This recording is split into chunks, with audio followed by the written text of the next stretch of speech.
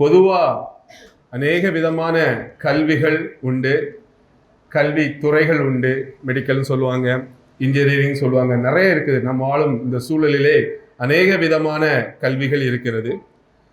உலக பிரகாரம் நமக்கு தெரியும்.